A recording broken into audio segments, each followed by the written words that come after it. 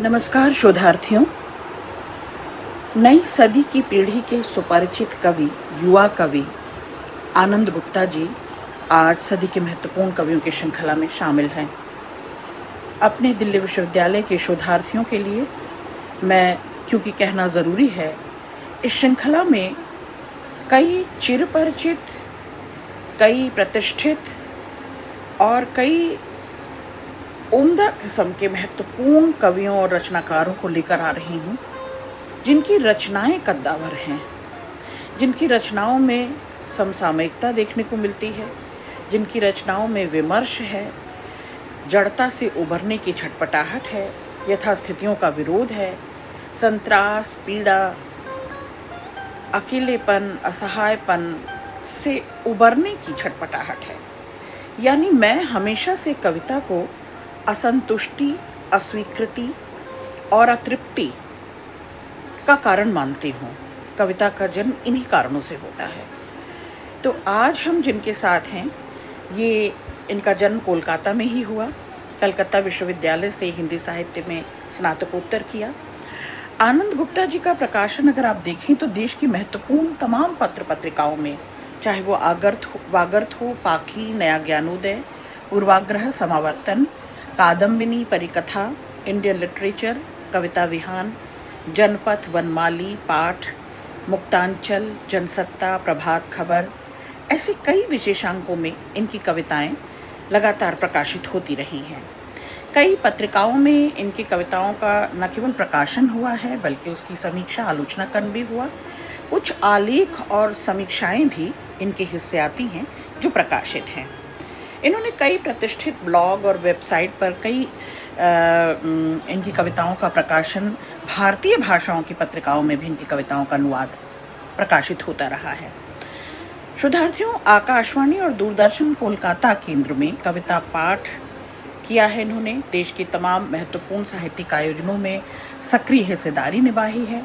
सांस्कृतिक पुनर्निर्माण मिशन द्वारा कविता के लिए शिखर सम्मान इन्हें मिल चुका है। साहित्यिक सांस्कृतिक संस्था नीलांबर के उप सचिव हैं ये, और पश्चिम बंगाल सरकार द्वारा संचालित विद्यालय में अध्यापन कर रहे हैं इन दिनों। आइए इनकी 5 कविताओं के द्वारा शोधार्थियों हम इनकी रचना धर्मिता के और सहयात्री भी बनेंगे और इनकी रचना के तेवर और मिजाज को परखने की कोशिश करेंगे। और समकालीन कवियों को पढ़ते हुए पाठ्यक्रम में आप इन्हें भी नोटिस में लें और इनके साथ आप तुलनात्मक अध्ययन करें इन कविताओं को रेखांकित करते हुए, चिन्हित करते हुए। पहली कविता है नदी का शोक गीत। नदी के सीने में असंख्य दुख रहते हैं। नदियाँ अपने दुखों को जीती एक दिन गहरे समुद्र को सौंप आती है अपने दुखों की असंख्य कहानियाँ, जो समुद्र के सीने पर दहाड़े मारती रहती है, पर अक्सर लोगों की आंखों से ओझल रह जाती है। नदी हमारे लिए पवित्र चीज़ है और नदी की पवित्रता पर संदेह करना धर्म विरुद्ध, इसलिए शासकों, दलालों एवं पुरोहितों के लिए यह सबसे फायदे की चीज़ है। एक शासक के घोषणा पत्रों में वर्षों से हैरान ताकती रही नदी, एक शासक इसे बचाने की शपथ लेकर इसकी बोली लगाता, एक शासक इसे डिब्बे में भर घर घर पहुंचाता, एक शासक इसके सीने पर बांध बनाकर विकास का नायक कहलाता, एक पुरोहित इसे लोटे में भरता, इसकी पवित्रता के मंत्र बुदबुदाता, दक्षिणा के पैसे अपनी बंडी की जेब में डालता और नदी जेब के भीतर पहुंच जाती। जी हाँ, जेब के भीतर। यह हमारे समय का भयावह सच है कि नदियाँ ज़मीन से ज़्यादा आजकल जेबों, नक्शों और फाइलों में बहती लगातार दम तोड़ रही हैं। एक कवि इसकी दशा पर जार जार रोता है, गाता है नदी के शोक गीत। कुछ लोग अब भी हैरान परेशान हैं, जिनकी आंखों में डरावने सपने की तरह आती है नदी। एक महात्मा इसे बचाने के लिए अपने प्राण दे देता है। कुछ लोग नदियों के लिए लड़ रहे हैं, आर पार की लड़ाई। और देखिए ना, आपकी सुविधा के लिए नाव है। 5 रुपए का टिकट लेकर नदी के दुखों को बिना छुए आप हर रोज़ आराम से पार कर सकते हैं नदी, आराम से पार कर सकते हैं नदी। इतनी बड़े कैनवास की ये कविता है। न केवल प्राकृतिक संसाधनों, नदियाँ जीवनदायिनी हैं। नदियाँ हमारी पालक पोषक हैं। नदियाँ हमारे लिए माँ के समान इस धरा वसुंधरा में हमारी हमारी इच्छा, कामना, हमारी मनोकामनाएं पूर्ण करती हैं। और उन नदियों की ये विसात ऐसी हालत कि लगातार उनका क्षरण हो रहा है, दोहन हो रहा है, सूखती जा रही हैं नदियाँ। नदियों पर विपत गिरा है। नदियाँ अपनी संवेदना की लहर में, अपनी त्वरा में, अपनी गति में, अपनी प्रवाह में कम होती जा रही हैं। उनका राजनीतिकरण हो रहा है। उनकी अपने अपने स्वार्थ, अपने अपने निहितार्थ में लोग उसका अपने अपने ढंग से दुरुपयोग कर रहे हैं। नदी को लांघ जाने की बात होती है, नदी को पार करने की बात होती है, नदी को अपने अपने हित में, अपने अपने क्या कह सकते हैं, अपने अपने इस्तेमाल में लोग लेकर आ रहे हैं। लेकिन क्या सचमुच उनकी पवित्रता, उनकी दायता, जो उनका योगदान है, उनकी क्योंकि वो दात्री हैं, वो लगातार जीवनदायिनी है, देती हैं, जीवन देती हैं, हमें पोषण देती हैं। और ऐसी नदियों का अगर ऐसी हालत हम मनुष्य प्रजाति ने की है तो इसका हमें संकट कभी न कभी तो देखने को मिलेगा ही, और वो देखने को मिल रहा है। बहुत ही कंटेम्प्ररी कविता है ये। केवल नदी के दुख सुख की बात नहीं हो रही, बात हो रही मानवीय संवेदनाओं को लोग लांघ रहे हैं, संवेदनाएं सूख रही हैं। हम लगातार एक बर्बर, हिंसक, क्रूर समय में जी रहे हैं। और जी कहाँ रहे हैं, क्योंकि सांस लेना भर तो जीना नहीं होता। तो वो जीवंतता हमारी ख़त्म होती जा रही, वो सजीवता हमारी ख़त्म होती जा रही। एक दूसरे के प्रति जो सरोकार रह गया था, संबंध निभाने का, वह सब खत्म हो रहा है। रिश्तों की गर्माहट ख़त्म हो रही है और नदियाँ छीज रही हैं, सूख रही हैं। तो एक बड़े मायने की कविता है निश्चित तौर पर। दूसरी कविता है जुबली ब्रिज। चूँकि इनका संबंध कोलकाता से है, हावड़ा ब्रिज और जुबली ब्रिज ये इनका अपना देखा हुआ सत्य है, भोगा हुआ सत्य है। तो भोगे हुए सच पर ये कविता, बिल्कुल सच्ची सुच्ची कविता। नैहाटी और बैंडल स्टेशनों के बीच जो हुगली नदी पर बना रेलवे ब्रिज, हुगली नदी के दोनों किनारों को जोड़ता 130 वर्षों से खड़ा है, असंख्य यात्राओं का गवाह। यह पुराना और जर्जर जुबली ब्रिज, इसके समानांतर इसकी जगह लेने को तैयार शान से खड़ा है एक नया ब्रिज, अनाम, जैसे बूढ़े पिता की जगह लेने तैयार खड़ा हो एक युवक। छुटपन में यात्राओं पर जाते हुए खड़खड़ाते ब्रिज पर रेंगती रेलगाड़ी देखकर रोमांचित हो जाते थे हम। हमारी यात्राओं की रोमांच में हमेशा शामिल होता था एक पुराना ब्रिज। जब उसे पार करती थी रेलगाड़ी, माँ अपने बटुए से निकालकर एक सिक्का डाल देती थी नदी में। आहा! लेकिन गंगा मैया का नाम तब अक्सर सोचता था कि नदी को उन सिक्कों से क्या काम, क्या खरीदती होगी वह अपने लिए मनपसंद सामान। रेलगाड़ी की यात्राओं से ज्यादा आकर्षित करता हमें खड़खड़ाता ब्रिज और उससे टकराती सिक्कों की खनक, जो संगीत की तरह गूंजती हमारे कानों में, जिसकी प्रतिध्वनि यात्राओं के बाद भी करती हमें रोमांचित। अब जबकि तैयार है एक नया ब्रिज, इस पुराने की जगह लेने, क्या सोचेगा वह पुराना ब्रिज? जब पूरे वेग से दौड़ेगी रेलगाड़ी नए ब्रिज पर, पुराने को ठेंगा दिखाते हुए। उस दिन लौटेगी ब्रिज की पुरानी स्मृतियाँ। उस दिन स्मृतियों की अंधेरी गुफा में खो जाएगा एक सुनसान ब्रिज। उसकी मौन सन्नाटे को तोड़ेगा नए ब्रिज की खड़खड़ाहट, सिक्कों की खनखनाहट, जिसकी प्रतिध्वनि उसे कर देगा बेचैन।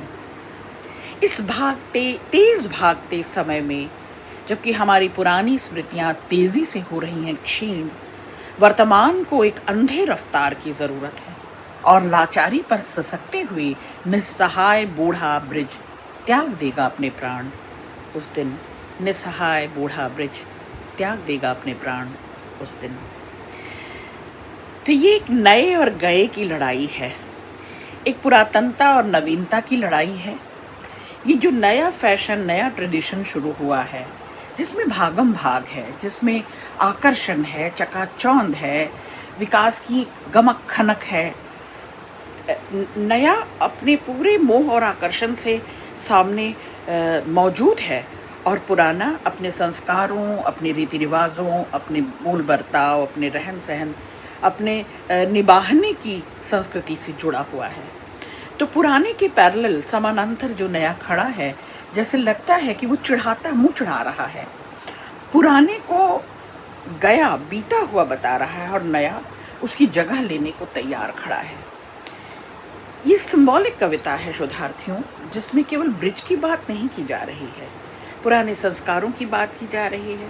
पुरानी पारंपरिक हमारी जो रहन शैली थी, एक दूसरे के प्रति निभाने की शैली थी, एक दूसरे से जो सहयोग सौहार्द था, एक दूसरे से जो नाते रिश्तेदारी थी, वो सब पुरानी छींचती पड़ती जा रही, क्षीण होती जा रही है, और नई संस्कृति, नई चमक दमक उसकी जगह लेने को मुंह चढ़ाती हुई उसके सामने खड़ी है। और अब लोग इसकी ओर भाग रहे हैं, पुराने को बिसार दे रहे हैं, और उस बिसारने में दरअसल जो दुख, जो क्षोभ, जो गुस्सा है, वो रचनाकार की कविता में फूटता है। अगली कविता है रोता हुआ बच्चा। वह आधी रात का समय है जब सारे खाए पिए अघाए लोग अपने दड़बों में चैन की नींद सोए हैं। सड़क के पार एक बच्चा लगातार रोए जा रहा है। रोती हुई बच्चे की भूख मकानों से बार बार टकराकर घायल हो रही है ज़मीन पर। यह कैसा समय है, यह कैसा समय है कि बच्चे रोते चले जा रहे हैं, फिलिस्तीन से वियतनाम तक, नामीबिया से सीरिया तक, काली हांडी से मराठवाड़ा तक, और वातानुकूलित कमरों में कान बंद हैं, राष्ट्रीय योजनाओं का घोषणा पत्रों से बाहर है। रोते हुए बच्चे देश के नक्शे पर पड़े जिंदा धब्बे। यह कैसा समय है, यह कैसा समय है जब देश के अनाज का 1/4 चील, कौओं और चूहों के नाम पर छोड़ा गया है। रोते हुए भूखे बच्चों का हिस्सा किसी फाइल में दर्ज नहीं। बच्चा रोए जा रहा है, गोल गोल रोटी सा चांद आकाश में हंसता है। बच्चे के पीछे विज्ञापन में मुस्कुराता एक चेहरा सबको मुंह चढ़ाता है, देश की यश गाथा गा रहा है, और बच्चा है कि रोए जा रहा है। आप देख रहे हैं अभाव का भाव कितना संजीदा एक कवि इस मुद्दे को, इस इशू को लेकर आता है। ये बड़ा गंभीर इशू है, बड़ा गंभीर मुद्दा है कि किस अभाव बदहाली की हालत में स्त्रियां भी और बच्चे भी, ये दोनों असुरक्षित हैं। दोनों को ही अधिक प्यार, बनुहार और पुचकार की ज़रूरत है, संवेदना की ज़रूरत है, सुरक्षा और संरक्षण की ज़रूरत है, और दोनों ही बेहिसाब असुरक्षित होते जा रहे हैं, अभावग्रस्त होते जा रहे हैं। दोनों की ज़रूरी न्यूनतम आवश्यकताएं भी पूरी नहीं हो रही हैं, और बच्चा कहीं का हो, ये वैश्विक आपदा है, ये संवेदन शून्य दौर की कमी है, ये क्रूर हिंसक आतताई ताकतों की, ये संसार में जो विकास के नाम पर विनाश हो रहा है, उसकी कमी है। ये लगातार बढ़ते वैमनस्य, ईर्ष्या और आंतरिक और बाहरी कला की युद्ध जैसी स्थिति की कमी है कि बच्चे असुरक्षित होते जा रहे हैं, भूख से बेहाल हैं। उस जगह पर ये पूरे विश्व की समस्या है, जहाँ हम पशु पक्षियों के नाम, अन्य प्राणियों के नाम भी थोड़ा उनका दाय, उनका हिस्सा निकाल कर रखते हैं। आज अपनी ही नस्ल को, अपनी ही फसल को बर्बाद कर रहे हैं, अपनी आंखों के सामने उन्हें उजड़ता हुआ, भूख से बिलबिलाता हुआ देख रहे हैं और देख पा रहे हैं। तो ये साक्षी होना, ये साक्षी होना, ये कितना निर्मम समय है, कितना क्रूर समय है। अगली कविता है चुप्पी। चारों तरफ चुप्पियां थीं, सारे पेड़ चुप थे, जबकि उसके विरुद्ध तमाम साजिशें थीं जारी। एक कोयल की कूक से टूटी खामोशी, आकाश का सीना छलनी, फिर भी चुप्पियां तारी थीं। बादलों के लिए असहनीय थी स्थिति। गरज पड़ा बादल, पहाड़ चुप था, जबकि सैकड़ों जख्म के निशान स्पष्ट थे। एक प्रेमी ने अपनी प्रेमिका का नाम पुकारा जोर से, पहाड़ बोलने लगा। सिकुड़ते तालाब की चुप्पी तो एक बच्चे के लिए बिल्कुल असहनीय थी। उसने तालाब की तरफ एक कंकड़ उछाला, एक कंकड़ से कांप उठा तालाब। शहर, कस्बों और गांवों में अब भी कुछ लोग थे चुप्पियों के खिलाफ। हवा में लहराती उनकी मुट्ठियों की अनगूंज सत्ता के गलियारे तक पहुंच ही जाती थी। पर आश्चर्य है तुम्हारी चुप्पी कभी क्यों नहीं टूटती। पर आश्चर्य है तुम्हारी चुप्पी कभी क्यों नहीं टूटती। बेहतरीन कविता है ये। अपनी इर्द गिर्द आसपास जो मानवीय ताकतें हैं जो लगातार हावी हो रही हैं संस्कृति पर, रहन सहन पर, मानवीयता पर, संवेदना पर, हमारे प्रेम, सौहार्द, भाईचारे पर, जो लील रही हैं, जो हमें हमारे सरोकार निगल रही हैं, हमारे प्रेम बंधुत्व को निगल रही हैं, ऐसी आतताई शक्तियों के खिलाफ ये परचम की तरह कविता है। बेहतरीन कविता है कि ये चुप्पियाँ जहाँ हमें बोलना चाहिए था, जितना बोलना चाहिए था, हम भुनभुनाने वाले लोग हैं, हम दांत पीसने रगड़ने वाले लोग हैं, हम खींच जाते हैं, लेकिन हम अपनी चुप्पी नहीं तोड़ते, हम मुखर नहीं होते। तो जहाँ जहाँ हम चुप रह गए, तटस्थ रह गए, कवि खासा नाराज़ है और कहते हैं, आनंद गुप्ता जी कहते हैं कि ये चुप्पी का समय नहीं है, ये बोलने का समय है, जोखिम उठाने का समय है। अपने आसपास इर्द गिर्द अपने पसरे हुए प्रदूषण से भरी हुई इस पर्यावरण को देखकर भी अगर आप चुप हैं, आप तटस्थ हैं, तो आप या तो कायर हैं और या फिर आप उन हिंसक क्रूर शक्तियों के साथ शामिल हैं। बेहतरीन कविता थी। अगली कविता नई किताब की गंध। ये कविता मुझे बहुत पसंद आई। मुझे भी दरअसल इस तरह का अनुभव हुआ है, इस तरह की भाव मुझे पसंद है। अभी अभी खोली है नई किताब और भक्क से आई सुवासित गंध ने किया मेरा स्वागत। नई किताब की गंध में मैं अक्षरों की सुगंध महसूस कर पा रहा हूँ कहीं भीतर, उन विचारों की सुगंध भी जो इन अक्षरों के भीतर कहीं दबे पड़े हैं। नई किताब की गंध में उम्र के तपे दिनों, स्याह रातों की सुगंध है और कुछ अधूरे सपनों का भी। आहा, नई किताब की गंध में उस आदमी के पसीने की सुगंध है जिसके हाथों ने टांके हैं अक्षर टंकण, जिनके हाथों ने टांके हैं अक्षर। नई किताब की गंध में शामिल है एक कटे हुए पेड़ की घायल इच्छाएं, किसी चिड़िया का उजड़ा हुआ आशियाना, किसी बच्चे के स्मृतियों में गुम गए बचपन की गंध। अभी अभी खोली है नई किताब, मैं विचारों के साथ साथ एक पेड़, एक चिड़िया, एक अधूरे सपने, कुछ अधूरे सपने, छोटी स्मृतियों और पन्नों का अक्षर टांकते दो हाथों की कहानी पढ़ रहा हूँ, दो हाथों की कहानी पढ़ रहा हूँ। बेहतरीन अभिव्यक्ति, सच्ची अभिव्यक्ति। आनंद गुप्ता जी के लिए मेरी बहुत शुभकामनाएं। उनकी रचनात्मक यात्रा जारी रहे और वो यूं ही प्रखर रूप से अपनी ऊर्जा का, अपनी रचनात्मक क्षुधा को और अधिक बढ़ाएं और हमारी आलोचना के लिए, हमारे मानसिक खुराक के लिए और बहुत सी बेहतरीन रचनाएं लाएं। बहुत सारी शुभकामनाएं।